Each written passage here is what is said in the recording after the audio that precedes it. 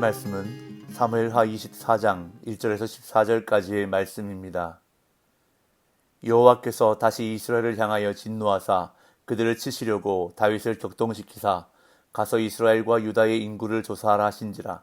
이에 왕이 그 곁에 있는 군사령관 요압에게 이르되 너는 이스라엘 모든 지파 가운데로 다니며 이제 단에서부터 브엘세바까지 인구를 조사하여 백성의 수를 내게 보고하라 하니, 요압이 왕께 아뢰되 이 백성이 얼마든지 왕의 하나님 여호와께서 100배나 더하게 하사 내 주 왕의 눈으로 보게 하시기를 원하나이다. 그런데 내 주 왕은 어찌하여 이런 일을 기뻐하시나이까 하되, 왕의 명령이 요압과 군대 사령관들을 재촉한지라.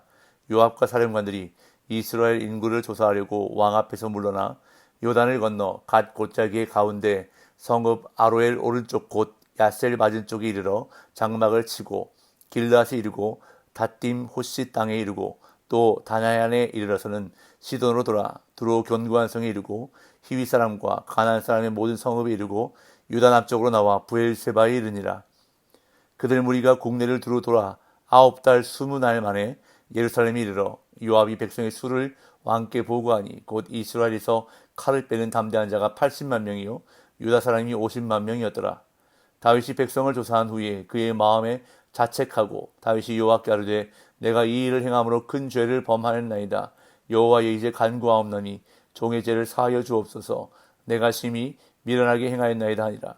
다윗이 아침에 일어날 때에 여호와의 말씀이 다윗의 선견자 된 선지자 갓에게 임하여 이르시되 가서 다윗에게 말하기를 여호와께서 이와 같이 말씀하시기를 내가 네게 3가지를 보이노니 너를 위하여 너는 그 중에서 하나를 택하라. 내가 그것을 네게 행하리라 하셨다 하라 하시니, 갓이 다윗에게 이르러 아뢰어 이르되 왕의 땅에 7년 기근이 있을 것이니까, 혹은 왕이 왕의 원수에게 쫓겨 3달 동안 그들 앞에서 도망하실 것이니까, 혹은 왕의 땅에 4월 동안 전염병이 있을 것이니까 왕은 생각하여 보고 나를 보내신 이에게 무엇을 대답하게 하소서 하는지라. 다윗이 갓에게 이르되 내가 고통 중에 있도다. 청하건대 여호와께서는 긍휼이 크시니 우리가 여호와의 손에 빠지고 내가 사람의 손에 빠지지 아니하기를 원하노라 하는지라.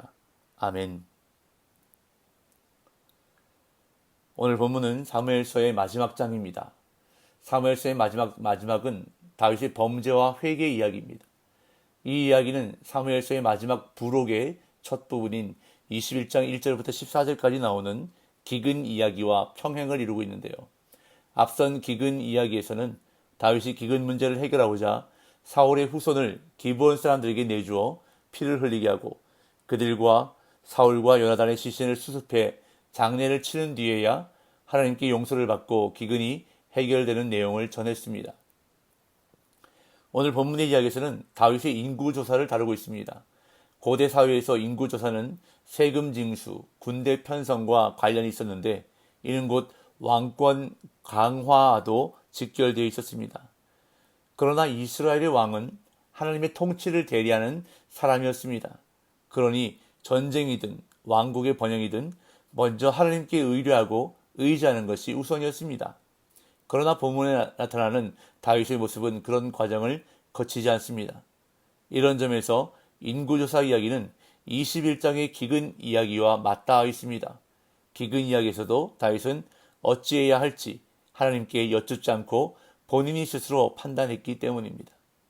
오늘 본문에서도 다윗은 하나님께 기도함이나 의뢰 없이 인구조사를 명령했습니다. 1절 2절입니다.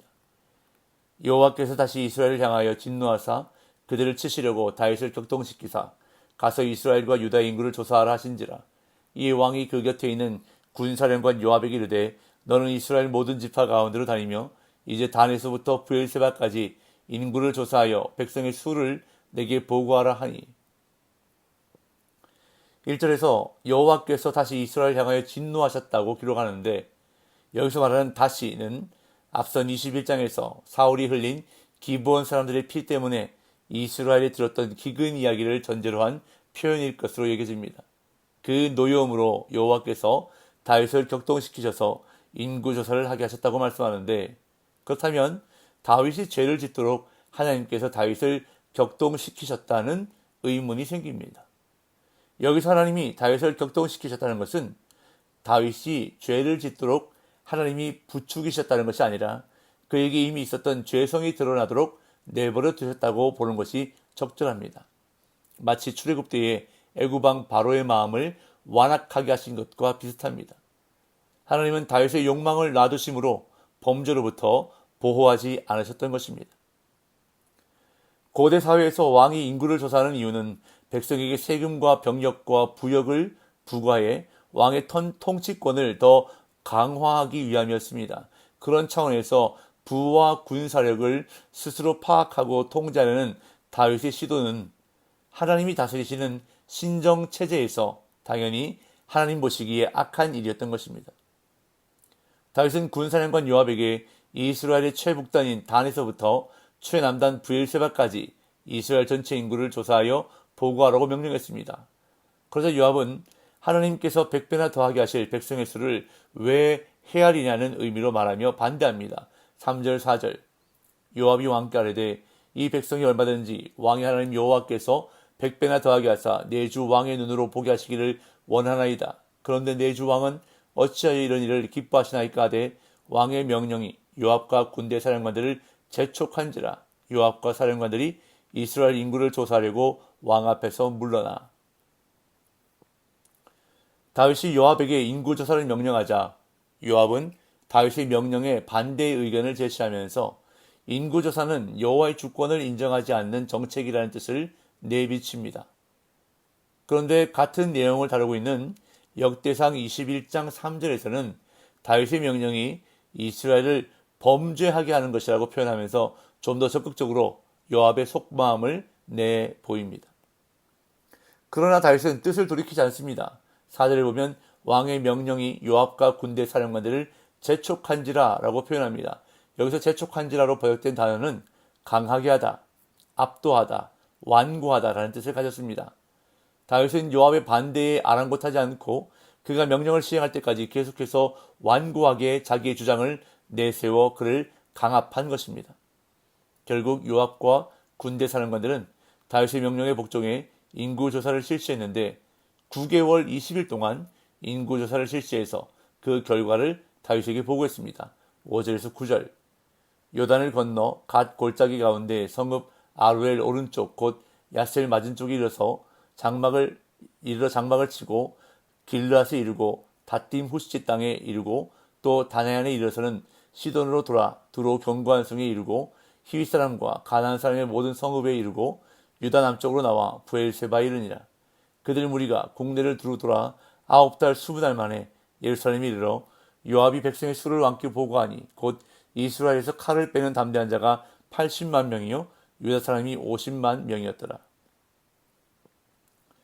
역대상 21장 4절에 보면 요압이 떠나 이스라엘 땅에 두루 다닌 후에 예루살렘으로 돌아와 라고 간략하게 기록하고 있는 반면 사무엘하는 인구조사관들의 여정을 상세히 전해주고 있습니다.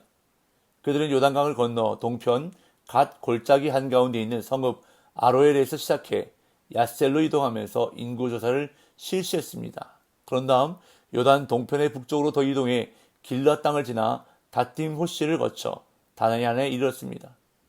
이들은 여기서 방향을 선회해 시돈을 돌아 남쪽으로 향해 두로를 거치고 히윗 사람과 가나안 사람들의 성읍을 지났습니다. 이것으로 볼 때 이런 가나안 원주민들의 성읍 사이사이에 이스라엘 백성이 정착하고 있었던 것으로 보입니다. 그리하여 유다 남단의 브엘세바까지 이뤘습니다. 이스라엘 땅을 반시계 방향으로 한 바퀴를 돈 셈입니다. 이렇게 이스라엘 온 땅을 두루다니며 인구 조사를 하는데 걸린 시간은 9개월 20일이었습니다. 그렇게 조사한 결과 보고가 이어지는데 이스라엘에서 칼을 뽑을 수 있는 용사가 80만 명이고 유다 사람은 50만 명이었습니다. 그런데 인구조사 결과를 보고받고 나서야 다윗은 자신의 죄를 깨닫고 하나님 앞에 회개하고 용서를 구했습니다. 10절 다윗이 백성을 조사한 후에 그의 마음에 자책하고 다윗이 여호와께 아뢰되 내가 이 일을 행함으로 큰 죄를 범하였나이다. 여호와여 이제 간구하옵나니 종의 죄를 사하여 주옵소서. 내가 심히 미련하게 행하였나이다 하니라. 인구조사 결과를 보고받고 나서야 다윗은 자신이 세상 나라의 통치 방식을 따르려 하는 죄를 범했음을 깨달았습니다. 인구조사를 한 것이 하나님을 신뢰하기보다 군사력을 의지하려고 한 동기에서 비롯된 악한 행위임을 깨닫고 죄책감을 느낀 것입니다. 이에 다윗은 회개하고 하나님께 용서를 구했습니다. 하지만 하나님은 이미 이스라엘을 벌하려 하셨기에 선지자 갓을 통해 다윗에게 세 가지 징벌 중 하나를 선택하라고 요구하십니다. 11절에서 13절. 다윗이 아침에 일어날 때에 여호와의 말씀이 다윗의 선견자 된 선지자 갓에게 임하여 이르시되 가서 다윗에게 말하기를 여호와께서 이와 같이 말씀하시기를 내가 네게 세 가지를 보이노니 너를 위하여 너는 그 중에서 하나를 택하라. 내가 그것을 네게 행하리라 하셨다 하라 하시니 갓이 다윗에게 이르러 아뢰어 이르되 왕의 땅에 7년 기근이 있을 것이니까 혹은 왕이 왕의 원수에게 쫓겨 석 달 동안 그들 앞에서 도망하실 것이니까 혹은 왕의 땅에 사흘 동안 전염병이 있을 것이니까 왕은 생각하여 보고 나를 보내신 이에게 무엇을 대답하게 하소서 하는지라. 하나님은 갓 선지자를 통해 다윗에게 세 가지 제안 가운데 하나를 선택하라고 하셨습니다. 물론 이렇게 벌을 선택할 수 있게 해주시는 것은 하나님이 다윗의 기도를 들으시고 그 형벌을 경감받을 기회를 주셨다는 의미로 생각할 수 있습니다.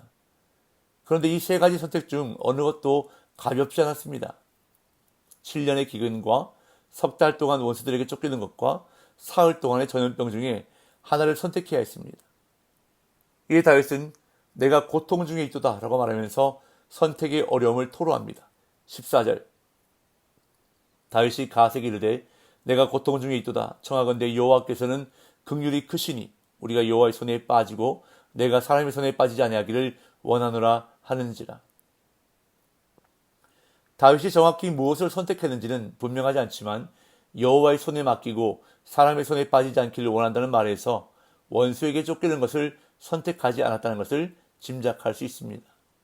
내일 본문에 보면 다윗은 3일 동안의 전염병을 선택한 것으로 보입니다. 다윗은 이제껏 승승장구하며 이스라엘을 부강하게 만들었습니다. 모든 것이 하나님의 은혜였습니다. 하지만 성공에 취한 다윗은 교만이라는 올무에 걸려 넘어지고 말았습니다. 인구조사 자체는 죄는 아닙니다. 문제는 인구조사를 하려는 의도에 있었습니다. 다윗은 강한 군사력이 이스라엘을 더 강하게 해줄 것이라고 생각한 것입니다. 하나님의 은혜를 잊어버릴 때 우리는 교만이라는 올무에 걸릴 수밖에 없는 존재입니다. 그렇기에 교만하지 않기 위해서는 하나님의 은혜를 기억해야 하는 것입니다. 오늘도 하나님의 은혜를 잊지 않고 겸손하게 하나님만 의지하며 살아가는 복된 날 되시기를 예수님의 이름으로 축복합니다.